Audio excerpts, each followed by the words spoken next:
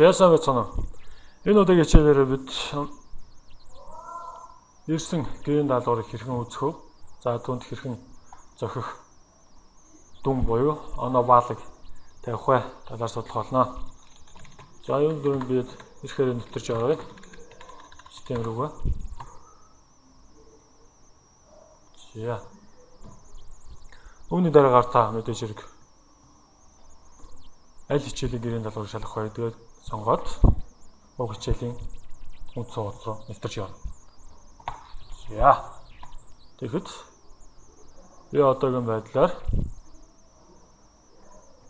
энд хоёр гэрийн даалгавар илгээсэн байршуулсан байна. За. Орж үзцгээе. Хэн нэгний гэрийн даалгавар илгээж үгүй юу?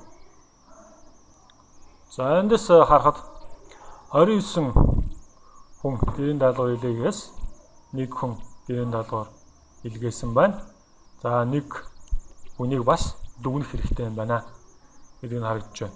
За энэ хүний дүнг гэрийн даалгаврыг үзэж тохирох дүнг тавихын тулд view grade all submissions хэсэг рүү холбоостой дарна.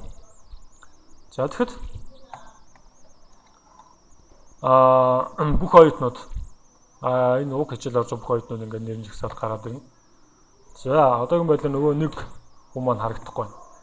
Түүнийг эхний нүүрэнд харахын тулд хамгийн дээд харахын тулд last modified submissions гэсэн хэсгээр дарж өгье. За нэг дарахад төгсгөл дээр автоматар очино. Дахин нэг удаа дарахад ихэн дээрээ гарч ирж байгаа чинь. За чинь тест student гэдэг нэртэй оюутан байна. За энэ болохоор зөвхөн текст байдлаар гэрийн даалгаврыг өгсөн байна. За орж харъя.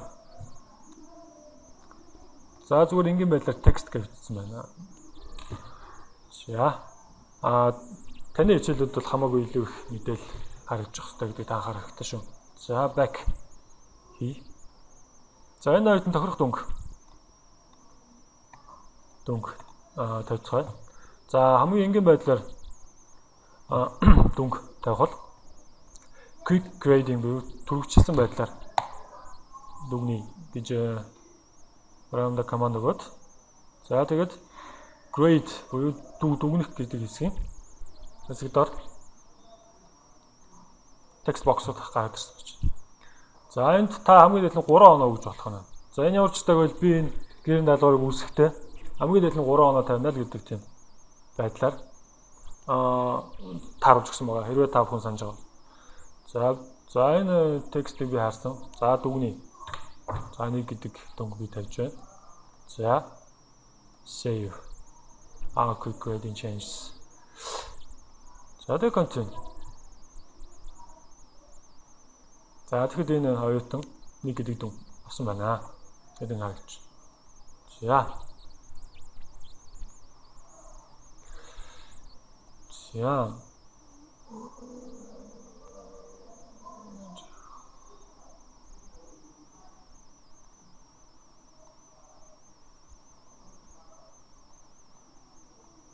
За та өөрийн дүнгийг дэлгэрэнгүй байдлаар харахыг хүсэж байгаа бол юун түрүүнд зааж байгаа хичээл рүү орно. Түүний дараагаар уг хичээлийн settings хэсэг дотор байгаа grades гэсэн холбоостоор гарч ирэх хангалттай. Grades дүнг орж үзье. За тэгэхэд оюутнуудын дүн ингээд харагдаж байгаа ч шүү дээ. Жишээлбэл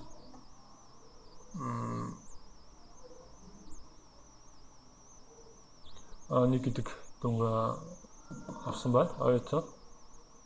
Тэгээд хувь нь болохоор мэдээч хэрэг 3-аас 1 гэдэг чинь 33%. 3 оноос 1 оног авнаас 33% амжилт. Энэ хүн оюутан үзүүлсэн байна. Бүр ингээд нарийн гарч ирж байна. За тэгээд бүх оюутнууд жигсаад харагдаж байна. За өөрийн удаагийн хичээлээ өндөрлөе. Оршиг ороо. Дахиад нэг гэрийн даалгавар шалгах хэрэгтэй байгаа. За түүнийг орж харцгаа. За. За. Энэ 7 хоног 2 дахь гэрийн даалгавар би 2 гэрийн даалгавар гэсэн маа 2 дахь гэрийн даалгаврыг орж үзцгээе. За орж үзцгээе. За тэгэхэд мөн адил 29 оюутнаас 1 оюутан надлаа даалгавар илгээсэн байна. 1 оюутан 1 оюутныг дүгнэх хэрэгтэй гэж харж байна. За view grade all submissions мөн ч нөгөө хэсэг дээр даръя. Тэгэхэд надлаа тест датанд гэдэг нэртэй оюутан маань энэ удаагийн гэрийн даалгаврыг би зөвхөн файл байдлаар хүлээж авна гэж хэлсэн байгаа. Зарласан ба. Гэрийн талаар үсгтээ тааруулсан байгааг та бүхэн анзаарах хэрэгтэй.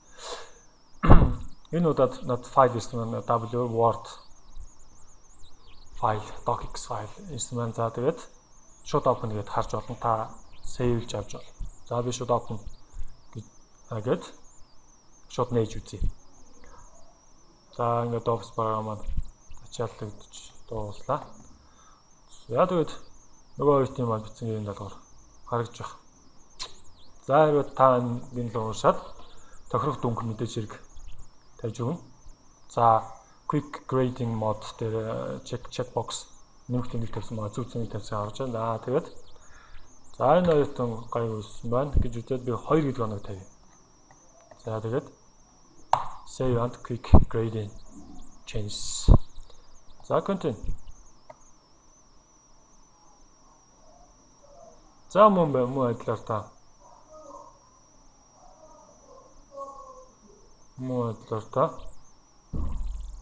grades сонхороо ороод үзэхэд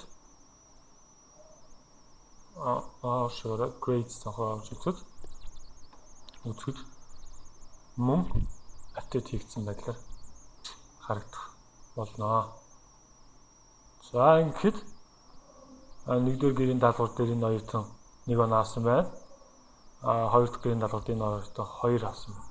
За тэгээд нийтдээ энэ оюутны амжилт энэ хоёр нийлээд 6 оноо байх ёстоос 3 оноо авсан байна. Энэ нь 50% таа гэж ингээ харагдаж байна.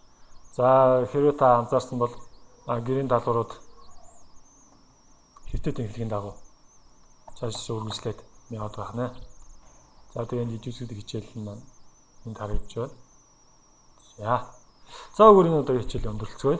За дараагийн хичээлүүдээр онлайн шалгалтын талаар ярилцах болно.